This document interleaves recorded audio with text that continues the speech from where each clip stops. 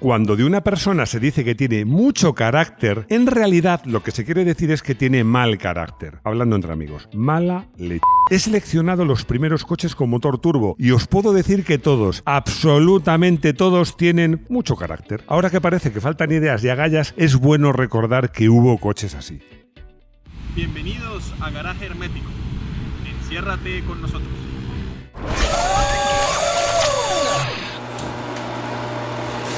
Tenía ganas de hacer este vídeo porque estoy convencido que os voy a contar cosas que no sabéis. Aunque no lo parezca, y las marcas además no presumen de ellos con logos, la mayor parte de coches, muchos coches de gasolina, yo diría que la mayoría de los diésel son turbo diésel, llevan turbo. Lo que sucede es que no presumen de ello y el tiempo de respuesta no existe y la respuesta es tan suave, es todo suavidad.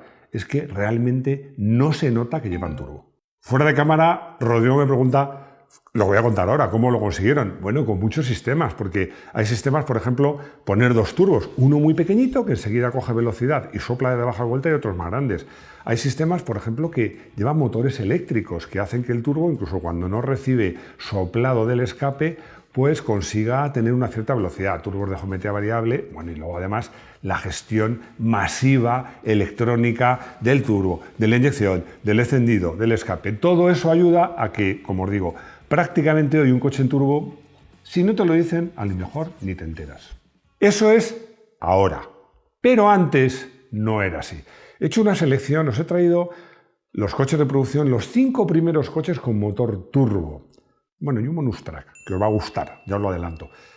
Solo 5 porque me apetece contaros cosas de cada uno de estos coches. Y además no quería pasar de una determinada fecha, porque os digo una cosa, no sé si lo sabéis. El primer coche de producción con motor turbo nació en 1962. Es que ya hace más de 60 años. Vale la pena comentar cómo eran las cosas entonces, porque vamos a ver, la técnica estaba en pañales, en muchos sentidos, entre ellas el turbo. Bueno, los bastidores de aquellos coches no eran precisamente muy sofisticados. Los neumáticos estaban muy lejos del nivel de rendimiento que tienen los actuales. Insisto, que estoy hablando entre los años 60 y 70. Bueno, aquí en el guión pone la práctica ausencia de ayudas electrónicas. No, la práctica no, la absoluta falta de ayudas electrónicas, ni siquiera en el motor. Ya no hablo de control de estabilidad, ni siquiera en el motor, ni inyección electrónica, los primeros turbos. Bueno, pues todo eso consiguió que se formase la tormenta perfecta. Hay una película que se llama así, pero la expresión me gusta, la tormenta perfecta. Y conseguía que los coches con motor turbo realmente eran muy prestacionales, pero realmente eran coches, como decíamos en la entradilla, finamente, con mucho carácter. Imagino que a estas alturas todos sabéis cómo funciona un turbo. Si no lo sabéis, uno de los primeros vídeos que hicimos, este señor que no veis y yo, uno de los primeros fue cómo funciona un turbo, que por cierto ya ha superado el 1.000.000 de visitas. Si tenéis alguna duda, ved ese vídeo.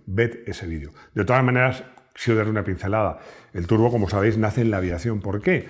Porque el aire que entra en el motor, pues depende de la presión atmosférica. Y claro, cuando empiezas a subir, pues cada vez hay menos presión atmosférica. Entonces los aviones, según subían, perdían potencia. Gracias al turbo que soplaba, compensaban esa pérdida de presión atmosférica. Por eso nació en la aviación. Todo esto lo contamos en ese vídeo. Y luego se pasó a los coches. De todos modos, si te interesa el tema turbo, hemos hecho muchos vídeos hablando del turbo y de muchas cosas. Pero curiosamente, nunca hemos hecho que es no solo de cómo eran, sino sobre todo de cómo iban aquellos primeros coches con motor turbo. Y vamos ya con estos 5 coches. Oye, Max, ¿seguro que no se te ha olvidado algo? Ah, claro. Es verdad, tiene razón Rodrigo. Recordaos que os suscribáis. Es fácil, es gratis y os mandamos notificaciones cada vez que lanzamos un vídeo. Y además, os hacéis miembros del canal, amigos del canal, nos ayudáis a hacer mejores vídeos y tenéis vídeos exclusivos, muy personales y directos. Así que, por favor, suscribíos. Corvair Monza Spider Turbo, 1962.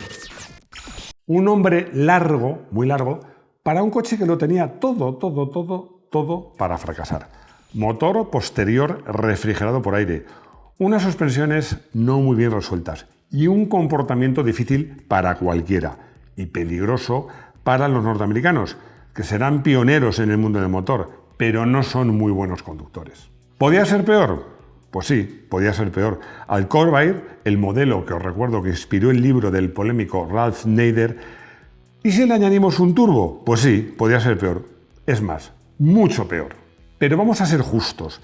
Este motor con turbo, pese a ser el primero, no era un motor con un remarcado mal carácter, porque el motor Boxer, refrigerado por aire, por cierto, en su versión atmosférica daba 80 caballos, con turbo casi el doble, 150 caballos. Pero la compresión, curioso, era la misma, de 8,0 a 1. Curioso porque ya sabéis que los turbos, como el aire ya entra, digamos, precomprimido, lo normal es que tenga una compresión más baja que un motor atmosférico. Bueno, el que este coche mantuviese la compresión permitía que incluso antes de la entrada del turbo tuviese una cierta potencia y ese tirón característico del turbo se notaba algo menos. Pero esos caballos de más, que en otro coche a lo mejor eran bien recibidos, en un coche que era ya considerado peligroso, con la mitad, prácticamente la mitad de potencia, no fueron muy bienvenidos. Y además, la verdad, la fiabilidad no era su punto fuerte. Oldsmobile Turbo Rocket, 1962. Ya sabéis mi debilidad por esta marca, que ha sido pionera en muchos campos, y uno de ellos la utilización del turbo. Apenas unas pocas semanas después de Chevrolet, por cierto, ambas marcas de General Motors, pues lanzó su modelo con turbo, con incluso menor éxito. Bueno, en realidad, dejémonos de eufemismos. Este coche, denominado cohete, acabó explotando y fue un auténtico fracaso, hasta tal punto que muchos usuarios, desesperados por la falta de fiabilidad, desmontaban el turbo y hacían el coche atmosférico asumiendo una importante pérdida de potencia. Y eso que el punto de partida yo os diría que era mejor, porque en este caso el motor era un V8, refrigerado por agua, de nada menos que 3,5 litros, y que los ingenieros además se conformaron con muy poco, porque se pasaba de 185 caballos que daba el coche atmosférico, el motor atmosférico, a 215 caballos en el turbo, es decir, apenas un 16% más de potencia. Y además, algo que a mí me explota la cabeza, es que la compresión, tratándose de un turbo, es alucinante, era nada menos que de 10,5 a 1. Y esta compresión tan alta, sumada a la presión a la que llegaba el aire a las cámaras de combustión, pues producía el picado de bielas. ¿No sabes qué es? Te lo voy a explicar.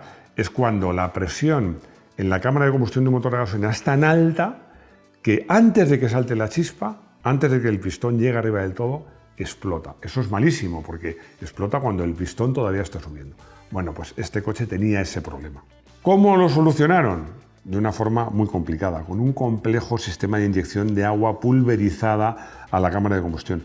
Un sistema, como os digo, complejo, que fallaba mucho y que colaboró a una fama, justa fama, de coche con muchos problemas. Fijaos si estos dos coches fueron poco exitosos o fracasados, que pasaron prácticamente 20 años hasta que General Motors se atrevió de nuevo a utilizar el turbo, porque fue ya a finales de los años 70.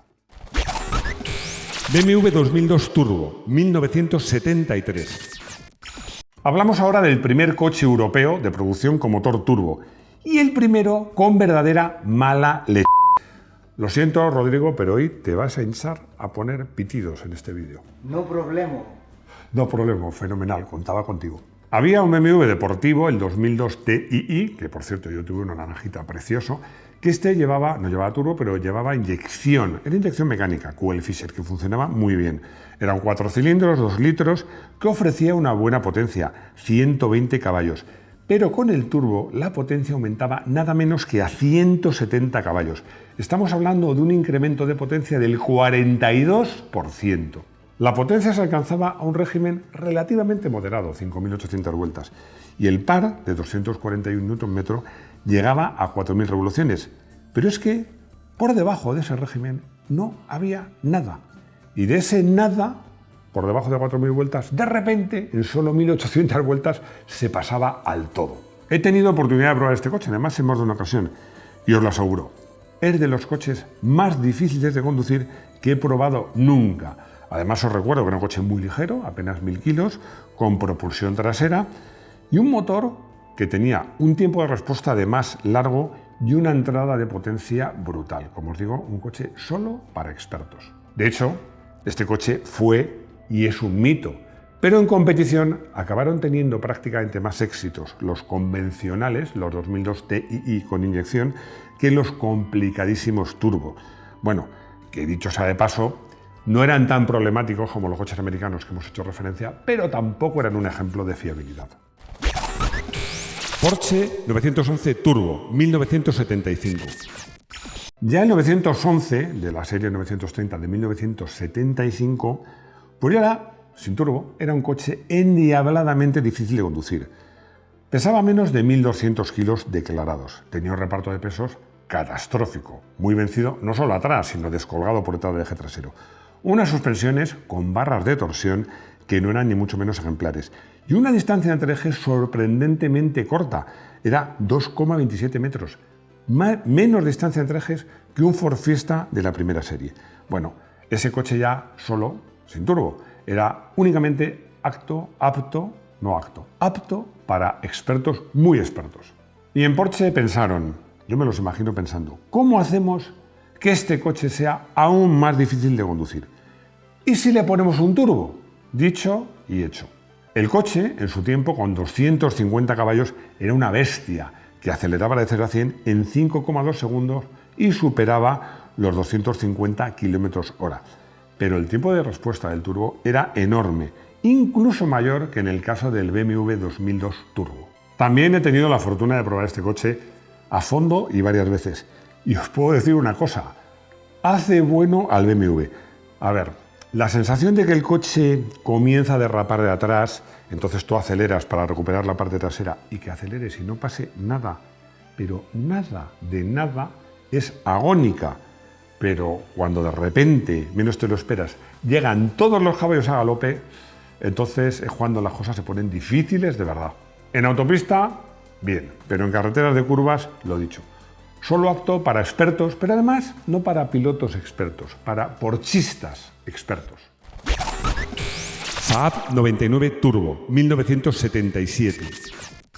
Siendo mucho menos conocido, este Saab hizo por la generalización del turbo mucho más que los 4 coches que hemos citado hasta el momento. Y es que este coche, como todos los Saab, por cierto, estaba muy bien hecho, como diría mi madre, muy bien parido. Y es que los chicos de Saab querían potenciar su coche, pero no tanto buscando una deportividad, sino para aspirar a categorías, a segmentos superiores. Pero el coche, que llevaba motor a tracción delantera con motor transversal, pues un V6 no cabía. Había que hacer un V6 muy especial y además era caro de diseñar.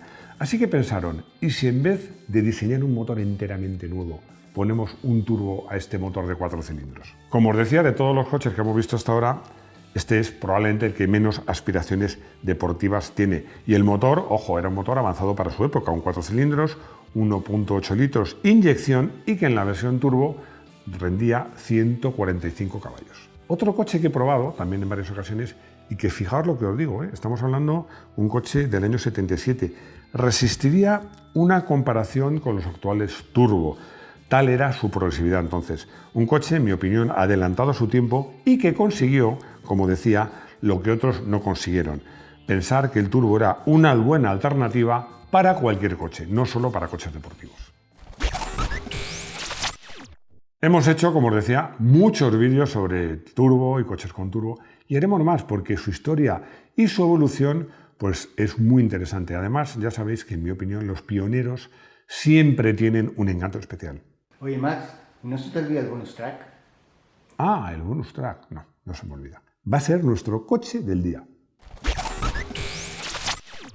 Hablando de tecnología turbo y de pioneros, pues realmente no podía faltar en este vídeo el Renault RS01, el primer Fórmula 1 con motor turbo. Decíamos que Saab puede considerarse de alguna manera del precursor de los coches, de los modelos turbo entre los coches de calle.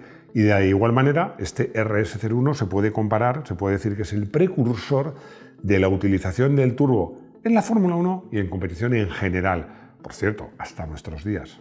Me decía Rodrigo, fuera de cámara, ¿qué pasó en rallies? Es que, a ver, el Renault RS01 fue el primer Fórmula 1 en utilizar turbo, pero no el primer coche de competición, porque el Alpine, ganador de Le Mans, ya tenía tecnología turbo. Renault consiguió dominar esa tecnología turbo, venció en Le Mans, Venció en la Fórmula 1 y no llegó a vencer en el grupo en rallies, donde el primer ganador con motor turbo fue el Audi 4, pero sí a tener papeles destacados con el Renault 5 Turbo. Es que hubo un momento que Renault y Turbo eran casi la misma cosa. Volvemos al Fórmula 1, que debutó en el Gran Premio de Gran Bretaña. Y bueno, pues la verdad es que era un coche frágil, complicado, y fueron muchos los que tildaron a los ingenieros y responsables de Renault, incluso a los pilotos, al piloto que era Jean-Pierre Jabouille, de verdaderos locos. Y la verdad es que eran unos locos intentar hacer eso, que era con un motor de mitad de cilindrada competir contra motores de 3 litros. Pero eran esos locos maravillosos que necesitaríamos ahora en la actualidad. ¿Por qué digo esto? Porque lo decíamos al empezar. Es que parece que hoy en día faltan ideas. Yo diría que faltan ideas y también agallas. Y a estos tíos de Renault no les faltaba ninguna de las dos cosas. Yo no he tenido esa fortuna de probar el RS01, pero sí sé quién lo probó, aparte de sus pilotos. Y además lo probó comparándolo con otros coches de Fórmula 1 de esa época.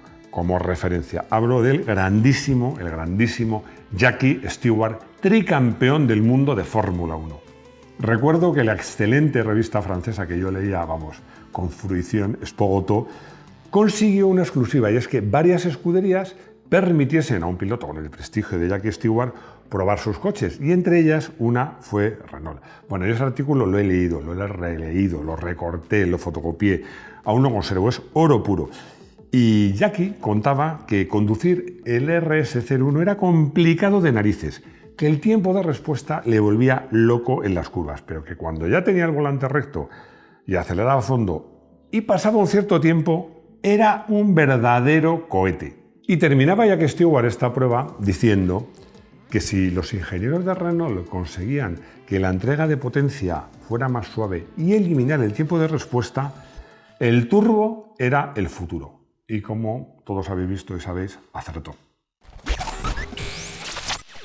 Margarita me hace una pregunta que no acabo de entender, la voy a leer textualmente. ¿Es cierto que hay una leyenda urbana que dice que a los Renault 5 GT Turbo les entraba el turbo al reducir? A ver, te contesto. No sé si te refieres a si es cierto que existe esa leyenda urbana o si es cierto que a los Renault 5 GT Turbo les entraba el turbo al reducir. La primera pregunta es sí, esa leyenda urbana existía. Yo recuerdo que escribía un consultorio y no voy a calificarle, me dijo que es que al llegar a un semáforo en punto muerto le entró el turbo y se chocó con el coche de delante. A ver, si tienes el punto muerto, campeón, aunque te entras el turbo, no te vas a chocar. Pero lo que no es cierto es que cuando estaba reduciendo entras el turbo, eso no es verdad. O sea, el turbo lo que sucedía es que tú acelerabas, pasaba un cierto tiempo y de repente llegaba la potencia de golpe. Un cierto tiempo, el GT Turbo no era muy alto, pero nunca, si no estabas acelerando, te entraba la potencia, ni de golpe ni de no golpe. Así que eso es una leyenda urbana falsa. Y hablando de coches con turbo, Ignacio me hace una pregunta que algo hablamos de este coche en un vídeo y suscitó cierta polémica. Me dice, ¿de verdad era tan mala la estabilidad del Fiesta Turbo o lo es comparada con los coches actuales? No. A ver, la respuesta es que mira, 133 caballos, a lo mejor no te parecen tantos, pero estamos hablando de un coche de 850 kilos con un bastidor bastante flexible y con unas suspensiones que no estaban a la altura. Ese coche, no voy a decir que fuera peligroso, pero desde luego tiene una estabilidad muy por debajo de modelos de su época. Por supuesto, si lo comparas con coches actuales, sí te diría que es peligroso, porque encima, como imaginas, no tenía ninguna ayuda electrónica. Es decir, es un coche, es bonito, corre, pero desde luego, a nivel de comportamiento y de estabilidad, estaba muy lejos de sus rivales de la época. Y llegamos al final de este vídeo, otro vídeo más de turbo, pero yo creo que hemos contado cosas que no habíamos contado. Ya sabéis que, bueno, pues estamos a vuestra disposición. En los comentarios, aquí abajo, nos decís qué temas queréis que tratemos. Muchas gracias por vuestros comentarios, por compartir el vídeo, por los likes, por suscribiros. Y os recuerdo que si nos mandáis lo que nosotros llamamos intros, entradillas, muy fácil, horizontales, que tengan buen audio, y si son divertidas y originales, mejor, os lo vamos a agradecer y así os podéis ver en vuestro canal de YouTube favorito, Garaje Hermético. Y nada más, espero veros muy pronto aquí, en nuestro Garaje Hermético. Hasta pronto.